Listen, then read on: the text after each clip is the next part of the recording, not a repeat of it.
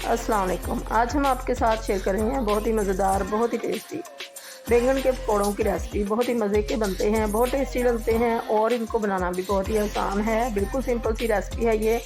ख़ास तौर पे इनका बैटर अच्छा बना हो तो बहुत अच्छी कोटिंग आती है। और बैटर को बना के हमेशा थोड़ी रेस्ट देनी चाहिए, कम से कम 15 से 20 मिनट के लिए, तो बहुत अच्छी कोटिंग आएगी और बहुत क्रिस्पी बनेगी।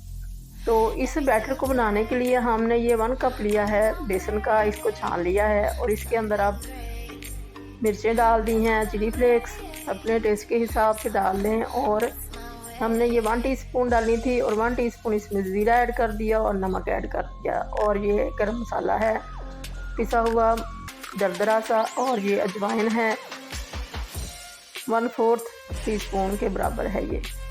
और ये थोड़ी सी चीज़ें इसके अंदर डाली हैं, ज़्यादा मसाले इसके अंदर नहीं जाते। और इसका अच्छा सा बैटर बनाएंगे, थोड़ा थोड़ा पानी ऐड करते जाएंगे। नीम गर्म पानी ले लें तो बहुत अच्छा बैटर बनता है, फुला फुला सा, बहुत जल्दी से आसानी से बन जाता है। और फोक के साथ बनाएं तो बहुत अच्छा, इसके अंदर गुठली भी नहीं बनती और फेंटा भी बहुत अच्छा जाता है ये।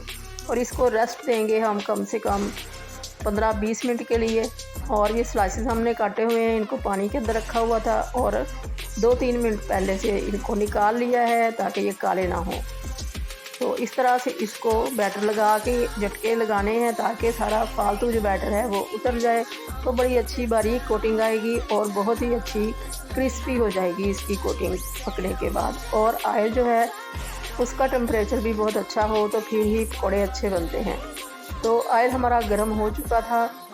जैसे ही हम इसके अंदर पकौड़े डालेंगे थोड़ी देर बाद इसका टेम्परेचर कम हो जाएगा, तो फिर हम इसकी आंच थोड़ी सी तेज़ कर देंगे और थोड़ी देर के बाद फिर आंच को हल्का कर देंगे ताकि ये अंदर तक गल जाए। तो थोड़ी सी तकनीक है पकौड़ों को बनाने के लिए।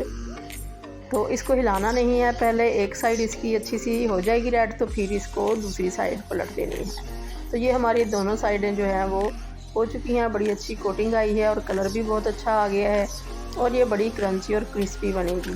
तो इसको हम छलनी में निकालते जाएंगे ताकि जो एक्स्ट्रा इसमें ऑयल है वो निकलता जाए।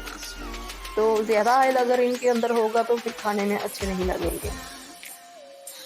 और पकौड़ों को निकालने से पहले हमेशा आंच जो है उसको तेज़ ही रखें, हल्की ना करें, नहीं तो पकौड़े जो हैं ये तेल सारा जज़्ब कर लेते हैं, अब्जर्व कर लेते हैं और फिर बहुत बुरे लगते हैं, खाए नहीं जाते उनके अंदर से अगर तेल टपकता हो।